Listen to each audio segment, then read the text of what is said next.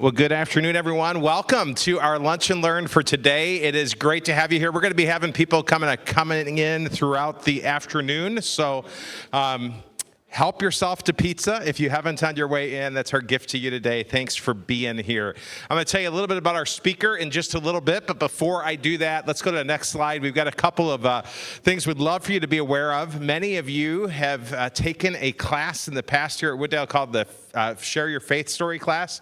We're offering that again this Sunday and next Sunday, and that will happen at the 9 o'clock hour. If that's something that you haven't taken, I just highly recommend it. It's a great, really practical class on how to take the stories that God has allowed you to experience in your life and use those to tell his story. And so that's happening the next 2 Sundays. And then our schedule for the next few weeks is on the screen as well. We've got some really practical lunch and learns. Next week, Marlena Hemingway is going to be with us. She is a Wooddale attendee, and she and her husband own some senior living homes, and they're really unique. They're homes that are no more than 10 to 12 residents in each home, and highly specialized, and just a huge heart for seniors who are dealing with things like Alzheimer's and dementia.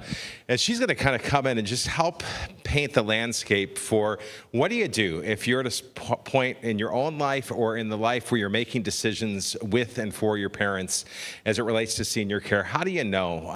What's a safe place? How do you make those decisions? What are the different options? She's going to be talking about that next week. 2 weeks from now, Moses Ihambe is going to be back with us. Moses is the player development coach for the Minnesota Timberwolves, and he had an amazing season this year and came and talked a little bit about developing the people around you in the spring. He's going to be talking about how do you keep your faith when the pressure's on. And if anybody knows about pressure and temptation, it's people who have played professional sports and just what's in front of them all the time. Moses played for the New Orleans Pelicans and a number of other professional teams throughout Europe and Asia, and his story is an amazing story, and he may have a special guest showing up with him in a couple weeks as well. So I want to encourage you on July 24th to mark your calendars for that. Brian Langfells grew up here at Wooddale Church. His parents volunteer in our Lunch and Learn ministry, and he is a young man who works with companies and just helping people understand how do you unlock and get the most out of the benefits. We all have companies, many of us that we've worked for, and there's that annual meeting where you talk about benefits, and I fall asleep in that meeting most of the time.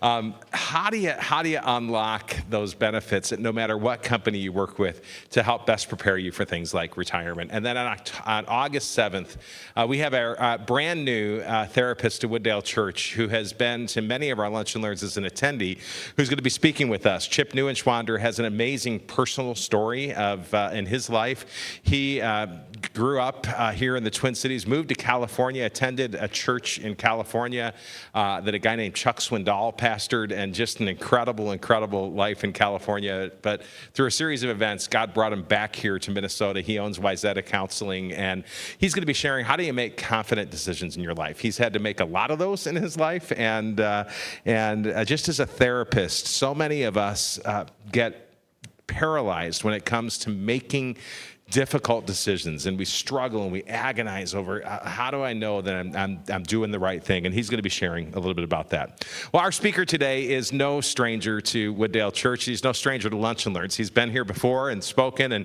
Dean Stinchfield, I believe, is a gift to the kingdom of God. He is one of these men who has just lived his life with such intentionality, and many of you are here today because of Dean's impact on your own life. Dean serves as an elder here at Wooddale Church, and he is someone who has dedicated his life to helping men embrace their biblical roles and make a difference in the world around them.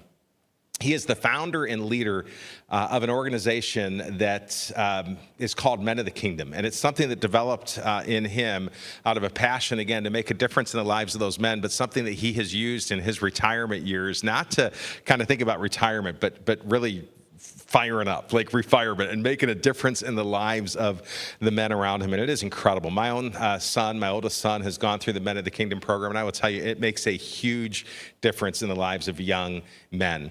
Today is not just about mentoring men, though. He's going to be talking about mentorship as a whole, and you're going to have an opportunity to hear a little bit more about that. But countless men have had their lives impacted in this ministry, so many of them right here at Wooddale Church. Dean is married to Lisa, who is here in the front table as well, and they have 2 daughters who are married, and he resides in the West Metro of the Twin Cities. Again, a leader here at Wooddale Church, serving as an elder, has volunteered in our student ministry and our children's ministry as his kids were coming through the program. And I'm going to end with just his personal mission statement before he comes up, because I love this.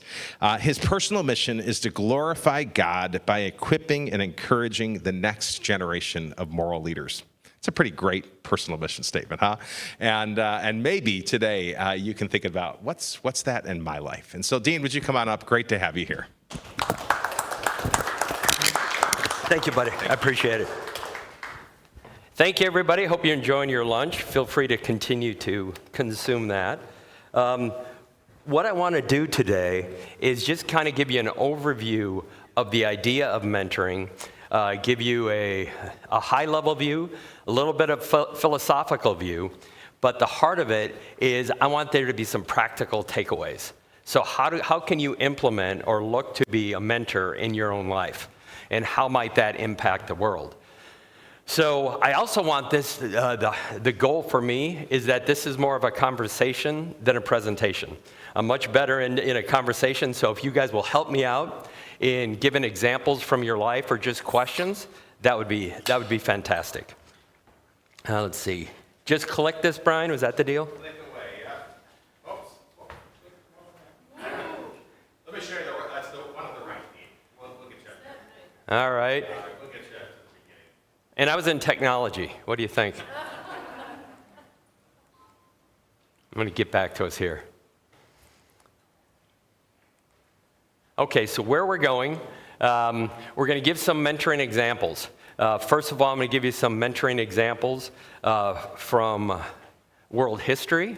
And then I would like to hear some mentoring examples from your life. How has mentors impacted your life? Examples. We're going to go through that a little bit. And then I also want to discuss a little bit, what's the cultural moment that we're in? If we're mentoring, what is going on right now within the culture and maybe the younger generation? I'll try to give you a feel for that. Also, we're going to talk about what's the impact of mentoring both on the mentor as well as the mentee. And then we're going to talk about elements of a successful mentoring relationship. And then we're going to be stepping into potential role models and your mission field. So everybody is given a mission. Oftentimes when we think about a mission, it's 2 weeks in Costa Rica. I know Wooddale brings a lot of people to Guatemala. That's impacted their lives. But God is sending us every day out into the mission field on purpose. Are we living on purpose? So we'll talk a little bit about having your own mission field. So, mentors from history.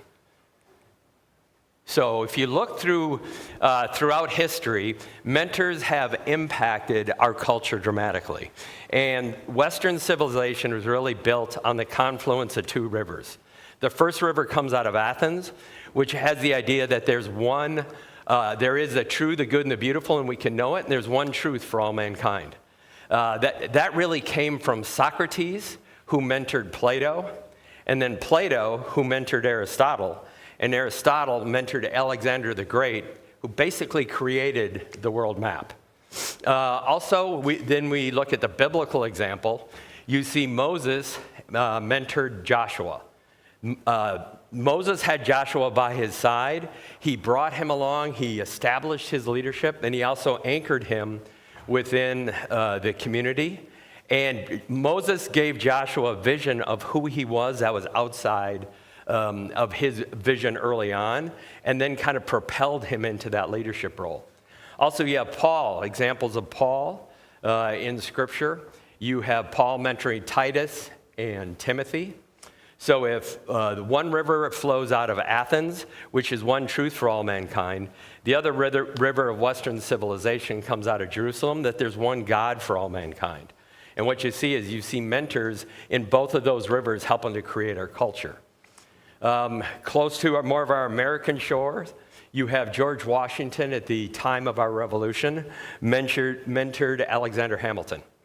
And Hamilton was a younger man, didn't have a father figure. George Washington stepped into that and continued to pour into Hamilton, giving him experiences and a vision of himself outside of his background.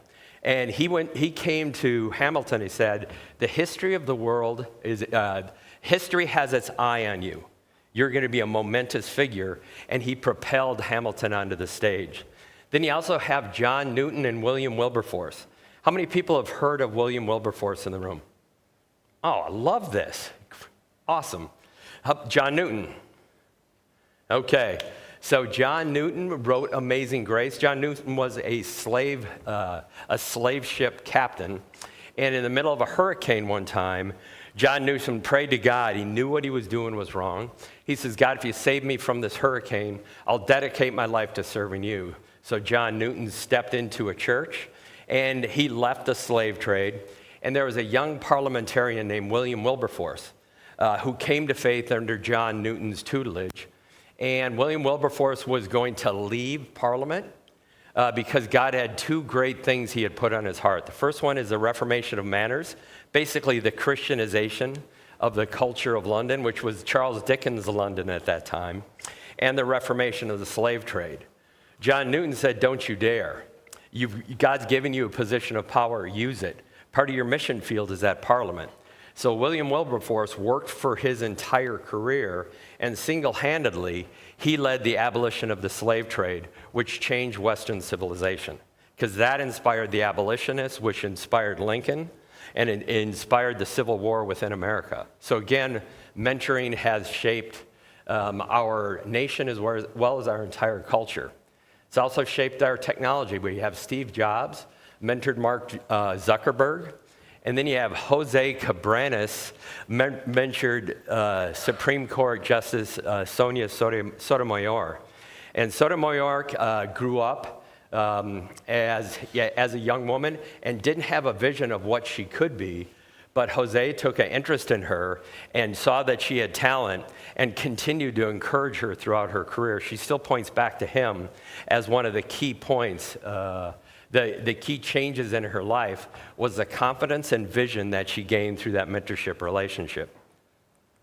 So, how about the people in this room? Talk to me a little bit. Give me a feel for, have you had mentors in your life that has impacted your life that you're still feeling the benefits of that today? Just give me a little feel for what your experience is. Yeah. How'd your dad mentor you? My father actually conducted home Bible studies in our home, inviting relatives and friends and strangers to come in and participate in Bible studies. And he made teaching others about God look like reading. He was not a pastor. He was a Christian who was dedicated to helping teach others about the Lord. And so I don't understand people being afraid to talk about God with other people because of his mentorship. He made it look so natural. Yeah, what a huge blessing. And I understand that that's still going on today. So you're hosting Bible studies in your neighborhood as well? Wow, good legacy. Yeah. Yeah, I grew up in 5 kids in our family. My dad and mom were first generation Dutch, and my dad was basically deaf. But we would read the Bible every night, pass the Bibles around, and he'd say, okay, let's read the scriptures together. And then he assigned one of us kids to read it. And How old were you when he did that? I was, after we were born, my brother Don was 5 years younger than me. He was 2 years old. And my dad asked him to read something from Romans. And my mother would sit by and mouth the words to us so we could do it. He thought my brother couldn't read. But I'll just tell you one story because it was so moving, memorable to me. One night he said, Jim, we're going to read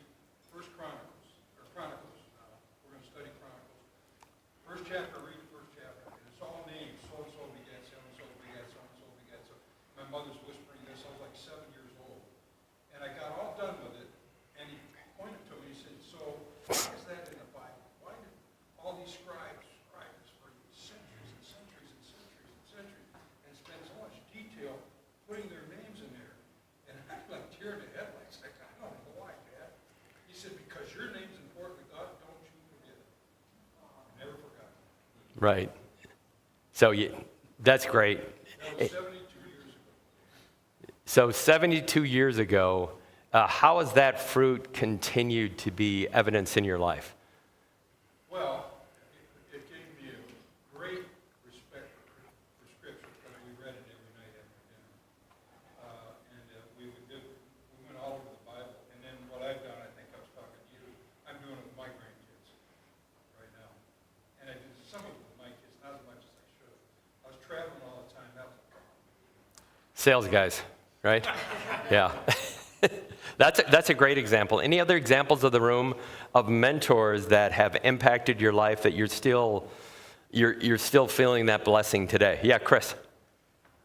I was at the lowest point of my life about 23 years ago, and I was going down a very bad road with alcohol and such, and I was very much spiraling.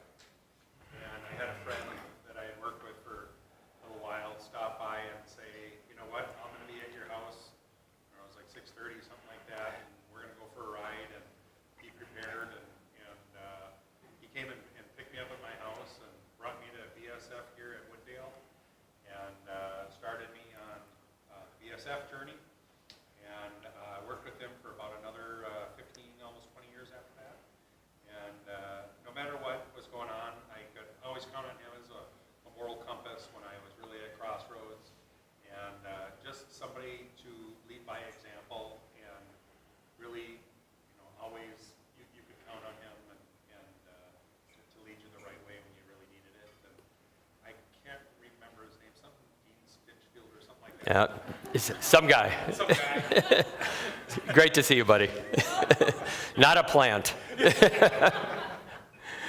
I was involved with the ministry and finding it very taxing and feeling like I wanted to be more of a recipient than a giver, and so sat down with a woman basically trying to quit, and she said, I think you actually need more, not less. I could see you having a bigger part in this actually, and she said, what if I set aside time in my schedule to meet with you monthly and start pouring into you? And it not only kept me in the ministry, but got me even more involved, and she was exactly right. And just by spending time with her, was able to, I received more by sticking with it than by backing away from it. Yeah, what a blessing where someone just stepped out and found you. That's great. Well, I've been impacted by mentors throughout my life. I remember I was a sales rep. I worked in technology. I sold for a company called IBM, sold software, and then I was in finance tech after that point. And the CEO of our company, a guy named John Morgan, just after the company went public, they had heard about me. I was a sales rep running around down in Iowa, and had heard about me. He brought me on, and early on he says, I think you can be one of the leaders of this company. I didn't see that vision within me at all. I just saw myself as a pure sales rep. And he said, I would like to take you under my wing and I want to go out with you. So he very rarely went out on sales calls with sales reps, but he said, fill your calendar, I'm going with you.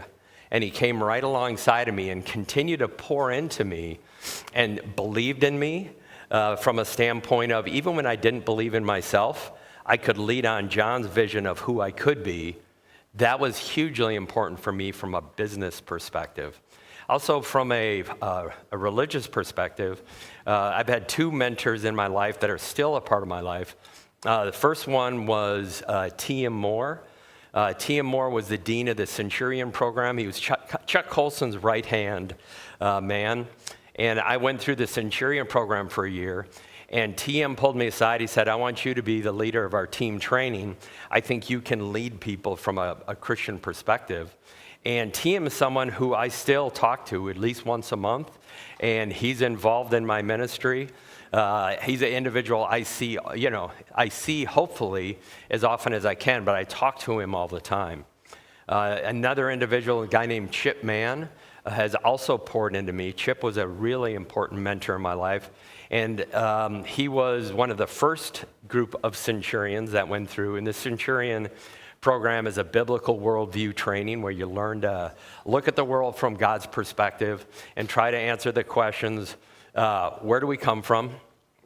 What's wrong with the world? How do we fix it? What happens when we die? And how do we train ourselves to see the world from a truth perspective and God's perspective, and then explain that out into the world? And Chip had a Bible study every Thursday morning at 6:45. We had 4 to 5 guys who met there every week. So as I was going through my life, if I had a big decision in my life, I would run it by first Chip and then TM, because oftentimes when if I had a big decision to make, I wanted to make sure that someone who loved me enough to tell me what I needed to hear, not what I wanted to hear, and could give me that outside perspective. Oftentimes on a big decision, you're too close to it. So if you have a mentor that knows you and cares enough about you, they can give you that kind of insight. And these are 2 men I still rely on today. So mentoring is something that has not only impacted our culture, it's impacted lives, and it continues to do so in my life. So I just wanted to share those with you. Okay, now sometimes when you think about being a mentor, do I have all the right answers? Or I'm newer in faith. But one of the things with when you think about being a mentor, here's the good news. It's part of creation order. We're made for relationship. If you take a look at the first chapter in Genesis, we are made in the image of a triune God. Let us make man in our image. And later on in Genesis chapter 2, God said it's not good for man to be alone. So we're made for relationships. They say the essential nature of God is love. Love needs a beloved. So it's one of the unique things, the mystery of Christianity, when you have the triune God, you have one God with 3 personalities. Well, if you don't have those 3 personalities, you can't have love, because love needs a beloved, some place to seek the best good of someone else. The definition of love in the Bible is always seeking the best good of the other. So you are made for relationships. That's where your best life is found. It's part of our created order. Now you look at Jesus in relationships. I've studied the Beatitudes more than anything else in my life. The Beatitudes, which is the anchor of Jesus' first sermon, the Sermon on the Mount. And you got Matthew 5:3 through 16. The first 3 Beatitudes is kind of the emptying of self. Blessed are the poor in spirit, blessed are those who mourn, and blessed are the meek. Then there's the pivot after the emptying, and then you have the filling, is blessed are those who hunger and thirst for righteousness, for they shall be filled. And the next 3 Beatitudes are all about the other. It's blessed are the merciful. It's looking out. Mercy in the Bible is pity in action for those suffering the consequences of sin. Then you have blessed are the pure in heart, for they shall see God. And then blessed are the peacemakers. So it's all of the Sermon on the Mount is focused on the vertical relationship between us and God, and then a horizontal relationship with us in the community. And then we are to be salt and light. And when a Christian is out in the world, salt and light, salt, what it did at that time, it retarded decay. You rubbed it into the meat. And then it was also the flavor of life. So it's always focused on the other. And light, what it does is it lights the way into darkness and points to beauty and points to the path forward. So that's the role of the Christian in Jesus' base teaching, is we are to be focused on the one another. And then you have the royal law. Again, you are made for these things. The royal law, again, has that same basic architecture of love the Lord your God with all your heart, mind, soul, and strength. That's your vertical relationship with God. And then love others as yourself. That's that horizontal relationship that when you're out and you're seeking. And then the new commandment from Jesus, love one another. And then you have Paul on relationships in Titus 2. He's talking about training in righteousness. And in 2 Timothy 2:1 and 2, Paul is talking to Timothy, and he says, "Go, I have taught you, you teach godly men that will teach other godly men." So you got 4 generations right there. So the biblical model, the way that we're created for these mentoring relationships and pouring and seeking the good of the other.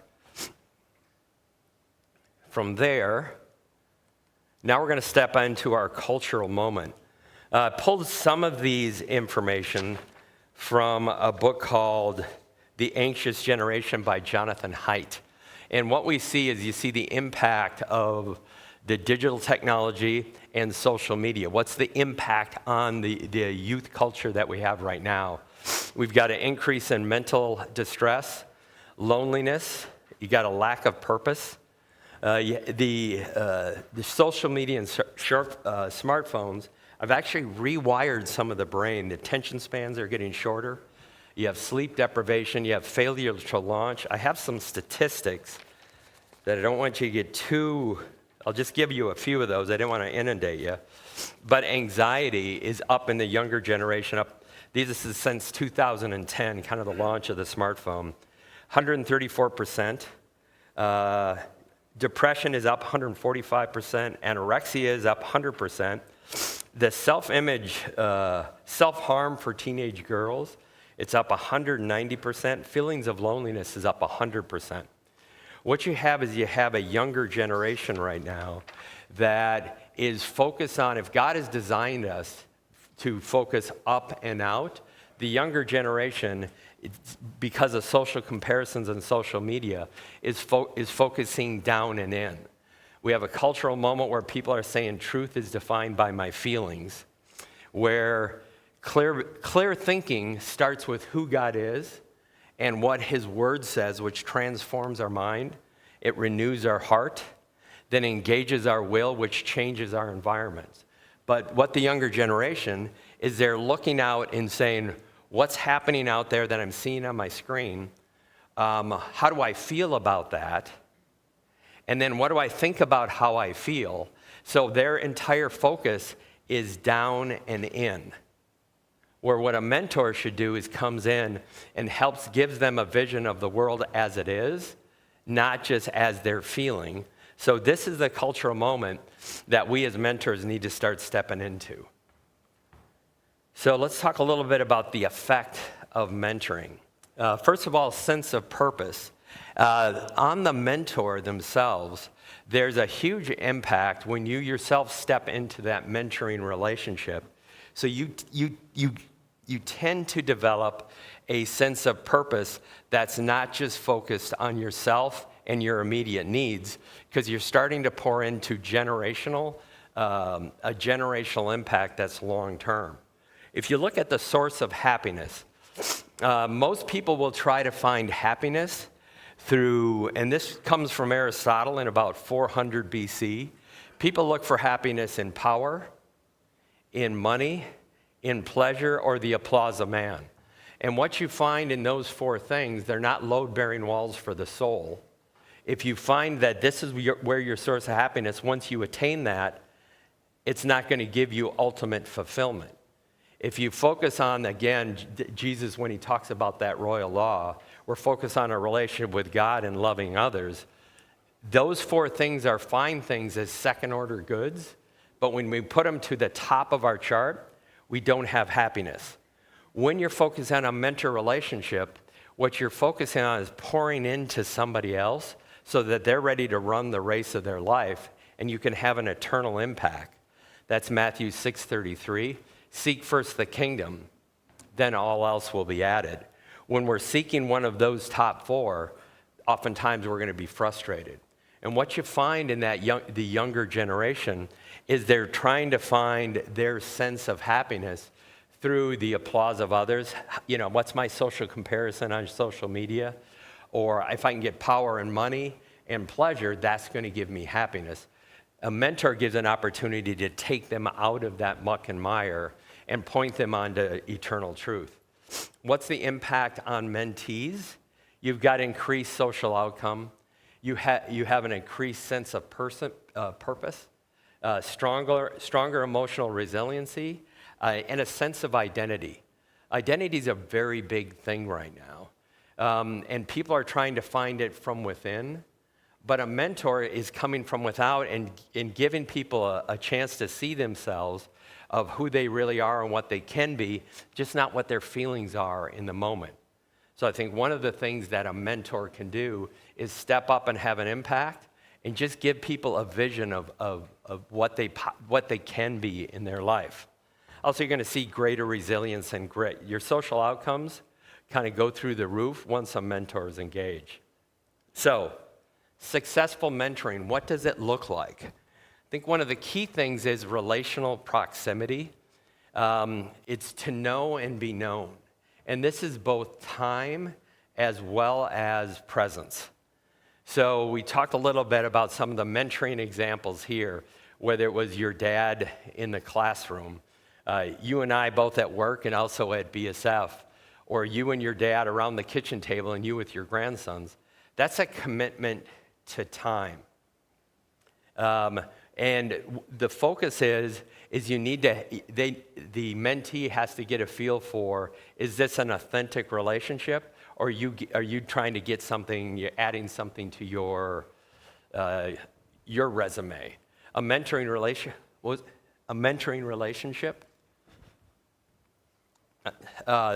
relationship really is to be focused on the other person. And when you have a chance to spend time with that person, it's known and, again, to know and be known. One of the key things is built through shared experiences. Relationships are always built through shared experiences. That's one of the things I try to focus on so I run a group called Men of the Kingdom, Brian talked about that, where I conduct Bible studies and mentoring for young men. But the focus on that is I'm trying to develop as many one-on-one meetings and relationships with the young guys as I can. We pull together, I live off a little lake called Christmas Lake in the western suburbs. I go on Christmas walks. I also have a resurrection walk with the young guys. I play pickleball with many of them. We also come over and we'll do saunas. You name it, I just need time and proximity with the young guys so I can really know what their issues are and discuss what's best in their life. Or what are their fears, what are their hopes, what are their dreams, and then start speaking truth into the young men. Now, one of the things, if you looked at the part of the soul, of the way God has constructed us, the soul is made up of the mind, which is the organ of truth, and then we have the desires, and then you have the will. And the will is how do we act those out? So when a mentoring relationship, you're focusing on not only impacting what they believe that is true, but you're trying to inculcate the desires to the true, the good, and the beautiful, and focusing on God's word and God's creation, seeking first the kingdom when you're out there, and then trying to go along and create an adventure with these young people. So one of the things we do in Men of the Kingdom is it's a 12-week study on male biblical leadership. But at the end, everybody within the group, I ask them to do a project. They have to either attack evil or promote the good, one of the two, because I'm trying to engage both the mind, the heart, but also put their faith in action. It's just not a project to learn. So one of the things as a mentor, look to try to provide some shared experiences where you put something in action. Work on a project together that you can come alongside that person. And the whole focus is how can I equip and encourage that person to run the race of their life. So that gives you a little feel, at least from the high level view of mentoring. But what I want to do is I want to have a little bit of exercise now. And could you pass these out? So this is a document that I first started working here. I started working with this document 20 years ago. So Brian mentioned we have a daughter, Samantha, and Catherine, our two daughters. And when Sammy was in kindergarten is when we first started attending Wooddale back in 1999. So when Sammy went into the Sunday school, I wasn't going to outsource her Christian education, so I went with her. So I was her kindergarten teacher. And I was with her for 2 years. And when my younger daughter, Katie, went into kindergarten, I went back down and I worked with Katie for 2 years. And I would go back and forth. Every 2 years I would switch until I got to the 6th grade. And then Wooddale gave me the 6th grade for 3-4 years. They said, you just lead it. And it's the first year I started the Centurion program, and I was given this personal mission field document. And so I'm teaching the 6th grade at the time, and I'm going through, and if you take a look at this document, you have the front, or flip it around until you have the arrows. Thanks, Brian. If you have the arrows here, you put yourself in the middle, but everything is going out. Each one of those arrows, you'll write a place that you are sent. Okay? And the whole idea is, what is the personal mission of your life?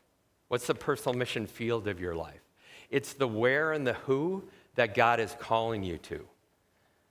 So again, we talked about, a lot of people will think about a mission trip as Guatemala or Costa Rica, but every month, God is sending you about to the same 40 to 60 people. No matter who you are, I've been doing this exercise for a long time. You're seeing the same 60 to 65 people every month of your life. So every arrow might be your work. It might be your neighborhood. It might be Wooddale. It might be your kids' sports team. It might be your grandkids. Every arrow that's the where, the place that you're being sent to. And at the end of the arrows, you start filling out, who do you see all the time? So I was going through and I started filling out this document. This is 20 years ago. And I'll probably put Winthrop and Chris's name. Might have been right on the outside of that arrow. Or it could have been my family, and it's my wife, it's my brother Todd, it's my mom and my dad, it's my daughters. But one of the arrows was 6th grade. 6th grade Sunday school. This is a place where I'm being called to every week. And I started thinking about, there are people in this Sunday school that the young men and the young women in that Sunday school, I've known them for 6 years. This is part of the mission field of my life. And I started writing down names. And I remember some of the names on that document that I first put down was Alex Anderson and Alex Schwartz. So Alex Anderson at that time was in 6th grade. I had been his teacher for 2 years. Alex Schwartz, I'd been his teacher for 5 years. So these young men, I realized this is part of my mission field, and it changed the way that I looked and behaved with these young guys. So Alec was in 6th grade. I remember talking to him, and I don't remember, he remembers. I pulled him aside one morning, and I said, Alec, you're going to be one of the leaders. I can see leadership in you. You're going to be one of the leaders of the Wooddale Youth Program. He said that completely changed his entire view of how he fit within the Wooddale youth ministry at that time. He ended up being a leader in the senior high, and I'm still relatively close with Alex. Alex Schwartz, I stayed with these guys, again, Alec was in 2nd grade. So I continued on. So this is a document I'd continue to refine. As they progressed, I stayed with the 6th grade program until Katie got through 6th grade. And then I went up to the high school program. And here's some of these kids I was still with from 2nd grade. So I'm still mentoring and developing. I was their small group leader. So we're in high school, and I'm going on mission trips with them. We're going out to camps. And then they start graduating college. And at this point, I was VP of sales for Winthrop Resources, and I was traveling all over the world. So when I'm in Boston, I look up which one of the young guys that I had known from the Wooddale ministry, and I'll go out to lunch with them, or I'll go to their football games, or I'll go to their concerts. So I just stayed with this group of young men throughout their college years. And then as they were about to leave college, about 7 of them came to me and said, Dino, you've been our teacher since we've been young. We're leaving college now. What does it look like to be a man in this culture when I'm working for General Mills, I'm working for various companies, United Health? What does it look like to be a biblical man in this culture? I said, give me a minute. I went back and then started to develop the Men of the Kingdom curriculum. And Alex Anderson now has led Men of the Kingdom 3 different times, and Alex Schwartz has as well.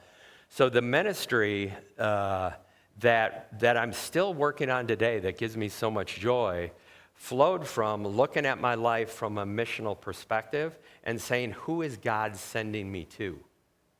So what I'd like you to do, if you have a pen or pencil, take a couple minutes and start filling out actively, who is God sending you to? Put the where and put the who's on there on who you're being sent to. And let's just take a couple minutes.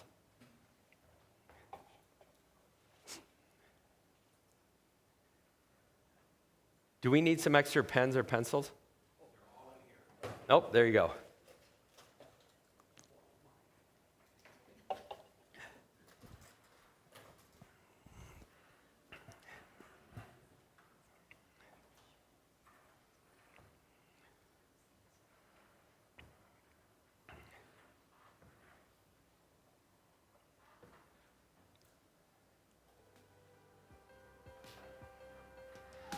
Sometimes things, they are black and white. Sometimes they are not, and that leaves us torn inside. And in the middle, we are left to wonder who we are, what you want, and where we're going. Oh, such a mystery. I don't always understand, but I believe. Help me to move, help me to see, help me to do whatever you would ask of me.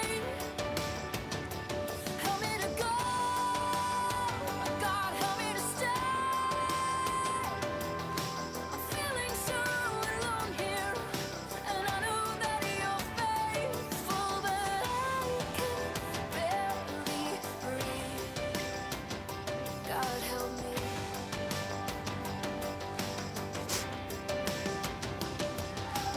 I don't know the future, it's one day at a time, but I know I'll be okay with your hand holding mine. So take all my resistance, oh God, I Okay, you probably have a good start on it. This is something I want you to have a takeaway that you can continue to work on. But oftentimes people say, well, where do I find a mentor in a relationship? I think God is probably sending you to a group of people that's looking for a mentoring relationship right now. And oftentimes they're right there in your personal mission field. As I said, I've been doing this, working on this document with lots of people for over 20 years. On average, people have about 65 people that they're being sent to. We have 22 people in this room. That's about 1,500 souls in the Twin Cities that this room reaches, if you just talk about this room right here. That can change the spiritual temperature of the room just with the people in this room. And if everybody can pick 1 or 2 people that they might be able to pour themselves into as a mentor-mentee relationship, again, what you're doing is you're beginning to be that salt and light that Jesus talked about in the Sermon on the Mount and change the spiritual temperature not only of that room, but of the Twin Cities and also going forward. So as you were going through that, what stood out to you as you started thinking about and going through the people that you're being sent to? Any ahas jump out as you were going through it? Yeah. Well, simply by recognizing we become more intentional. I heard a lot of intentionality, obviously, in your story. So I think it's important to start there and say, okay, there's more to this than just a relationship. Yeah, that's a great example. Wherever you're being sent, once you start realizing that, hold it, there's a God who's sending me on purpose. Am I living intentionally on purpose? This is the where and the who of the mission of my life. And then you start putting names on the end of on the end of that arrow. They become just not another person that you see. They become someone that you think God is sending me to this person. It brings to mind C.S. Lewis in his essay, The Weight of Glory. What he talked about in The Weight of Glory is you never meet an ordinary individual.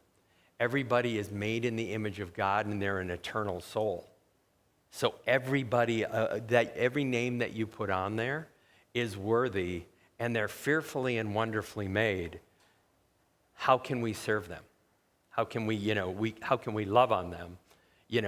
Great, once you put that on there, they not only do you see them, but you can begin praying for them. And just having that document with you is super powerful. Some other things that maybe have jumped up as you were just jotting those names down. The number of people is surprising. I mean, like, right now we have 3 young kids, so we don't go anywhere. Like, we go to, like, these are the places we come to church, I go to work, my wife has play dates and school, and then that's it, right? When you start putting things on paper, it's like, there's probably over 100 people that I'm interacting with, even though I think my day is pretty regimented in this phase of life. So I think it's, to your point, it's not underselling the impact you can have even with the stuff you got going on. Right. Think of you have 3 kids, right? How about those kids' friends? Exactly. Each one of those kids, have their own story. They get to come into your home. God's sending you opportunities for you to pour into them. They're living in the anxious generation. So you have an opportunity to say, I can see God at work within you. I can see here's what the kingdom is. And you start bringing them and having that orientation of up and out rather than down and in. You can change a life on one comment. There's so many people have said, hey, you said this to me at that one point. I don't remember that point in time, but that can echo into eternity. That's a pretty good day. That's a great comment. It's amazing how many people God is sending you out to. Anybody else?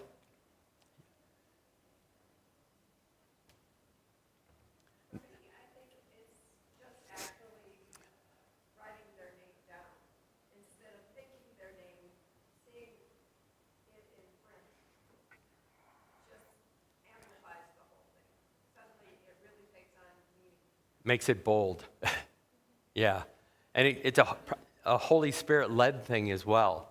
Once you start realizing the places that you are sent as part of your mission field and the mission of your life, then you live with more intentionality there.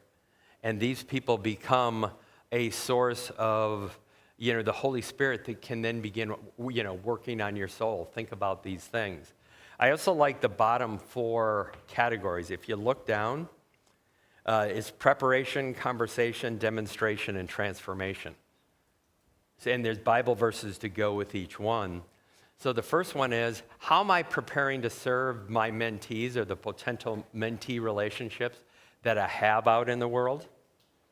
And then how am I using my conversation to help advance the image of who they are, their relationship with God, and what's possible in the world? How am I demonstrating God's love? How am I sacrificially using my time and my resources to serve this person? And then what transformation am I hoping to seek in the people's lives? And this gives you just kind of a game plan to begin to pray through the mission fields of your life and the mentor relationships that you do have. And it also begins to start guiding you to, what do I do as a mentor? Well, how are you serving these people in love? What kind of conversation, what ideas are you bringing to the table? And what kind of transformation? What are you seeking? Well, you're trying to bring them closer to Jesus, pointing them into God's Word. I love the examples of the Bible studies. You can do a simple Bible study with an individual. So I have a cohort in my Men of the Kingdom this summer, and I'll tell you just a little story about an evolving mentor relationship after using this document. So I was working I've got about 20-some guys that are in my house. I give them the personal mission field document, and the next week they come back and I say, guys, tell me a little bit about how you approach your week was a little bit different, or give me a feel for how the personal mission field may have impacted your life. So Finn, this young guy, he was a track guy down at the U, and Finn and his wife just moved in an apartment building in Excelsior. And he was sitting in a park, and he had the personal mission field document out, and he had his Bible. And one of the places he wrote down was his apartment building. It kind of surprised him. They just moved in. And as he's walking into an elevator, he goes, maybe the next person I meet, I just got to start having a conversation. And he pushes his floor, and then the door closes. And just as the door was closing, a hand goes in. And he's having a conversation with God. He's like, okay, all right, God, if this guy's going to come on in, maybe I should talk to him. Well, if he stops on my floor, then I'll say something to him. And, of course, Finn pushed floor 3, and the guy just looked at it, saw floor 3, and didn't say anything. And the guy's like, and Finn was like, okay, if he turns right, then I'm going to say something. So the guy gets out of the elevator. Finn turns right. The guy turns right with him. And he's like, okay, God. And he goes, hi, my name's Finn. And the guy's like, my name's Adam. Is that a Bible you have there? And Finn's like, yeah. What are you doing with the Bible? Well, I'm in this men's group, and we're trying to learn about biblical leadership. And he goes, my wife and I really thinking we should go to church again, but I don't know how to read the Bible. Every time I pick it up, I just don't understand. Would you ever read the Bible with me? And at this point, he looks at me and goes, Dean, did you set this guy up? So Finn said, sure, I'd be happy to do that. So this is 3 weeks ago. Finn has had him over for dinner. Finn, again, a mentor relationship is authentic, and you have relational proximity. He's had him over for dinner. He had him over for July 4th. And this week, on Tuesday, they started a Bible study. They just read John 1 together. So on a casual conversation, after he kind of picked his head up and said, I want to seek and having spiritual impact and develop these mentor-type relationships, God brought someone right into his elevator with him, the same floor and the same hallway. Once we begin to engage a holy God and say we want to have an impact and move forward and kind of change the spiritual temperature the room that you're in, you start becoming salt and light. So I've been praying for the people in this room and the people that are watching online that you might just take a step and have an adventure with God and step up and say yes to mentoring. Because once you start doing that, then you've got an eternal God that's on your side and you're powered by the Holy Spirit. What you do is you begin to change both the culture that we're in and the lives that you're pouring into. And also you're going to find a lot of happiness in your life. Now, the last thing I want to leave you is there's kind of a mentoring model I like, and we're going to take it from Bible. So you had Paul. Paul poured into Barnabas and Silas, but he also had adventures with Barnabas and Silas. And then Paul poured into Timothy and Titus and many young people. I think everybody should look to have a mentor in their life, someone who is helping them advance and grow. I still have multiple mentors in my life. And then also, who are you going on adventures with? That's the Barnabases and the Silases. Are there people that you are going on adventures with and trying to advance God's kingdom side by side? And then who are you pouring your life into? Who are the mentors or the Timothys in your life? Oftentimes the Timothys become Barnabases and Silases where you go on adventures with. But if you have that kind of that holistic view of mentoring where you're being mentored, you're going on adventures with people, and you're mentoring people as well, It's an exciting life to live, and you're living a life that's focused on, that's Matthew 6:33, you're focused on the kingdom. Any questions at this point? Okay, I hope you take this document with you. And if I've got my card up here. If anybody has any questions or want to meet regarding your personal mission field, I'd be happy to do that anytime. Dean, this is so good. I mean, it's just this form that Dean's given you. Many of you have seen it in some other format, maybe in your life.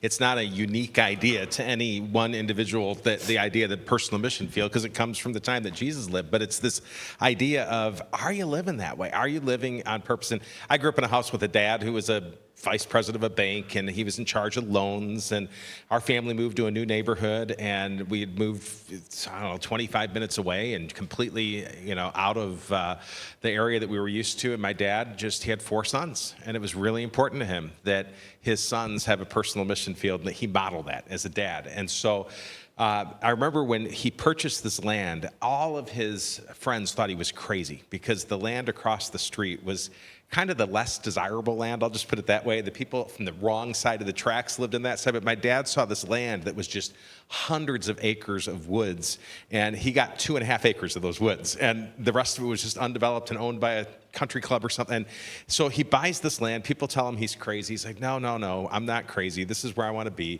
This is where I want to raise my sons. And the next week, because he's living on mission, he's doing a loan for somebody, and he finds out that they live across the street from us on that wrong side of the tracks. And he's got Ed and Margie, and Ed and Margie are, as pagan as you can be, all right? They were just like, but they had a good heart, and they had a little boy that they had adopted. And they adopted kind of later in life. They were chain smokers. You walked into their house and you smelled like a chimney by the time you came out. And their boy was lonely. Their boy, they were able to adopt him because he had some special surgeries that he needed, and others just didn't want to adopt him. And my dad, when they were getting their mortgage loan, said, hey, we live across the street from you, and I have 4 sons. And I would love it if my sons could come meet your son. And we all looked at my dad, and we're like, we don't want to go meet this guy. We all the wrong attitude. And Dad says, no.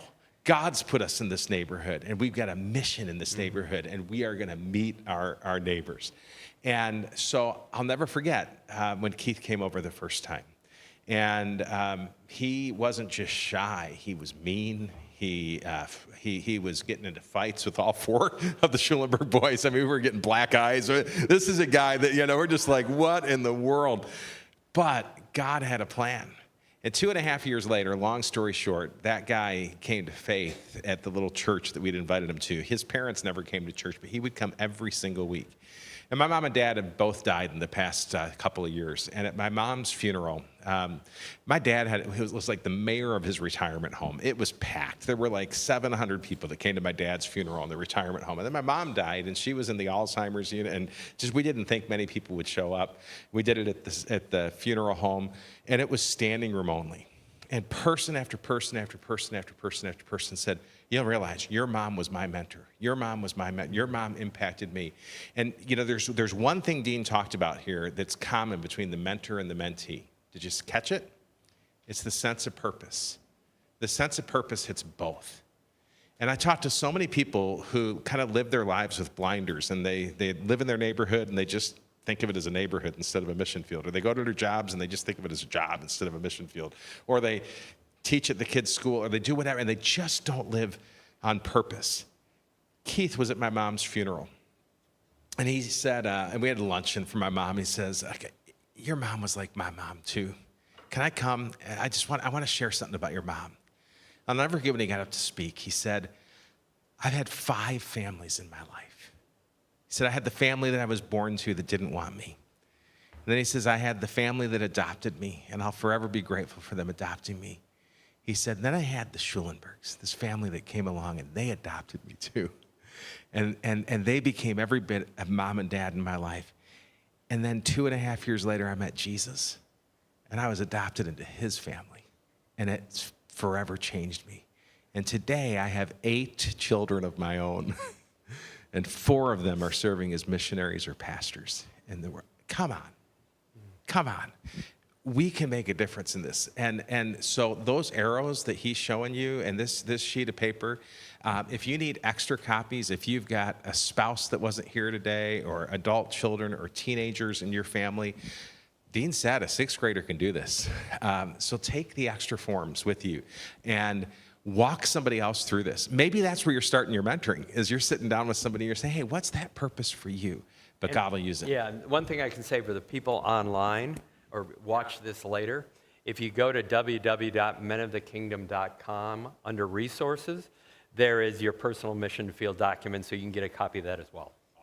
Awesome. If you've got questions for Dean, you can stick around for a couple minutes and you can catch me afterwards. Otherwise, we will see you next week. A very different topic next week as Marlena Hemingway comes in and talks about, again, those important decisions that many of us deal with. And how do I know I'm picking a retirement home or a place for my parents and a decision I never wanted to have to make that would be safe for them? So come on back next week. Thank you.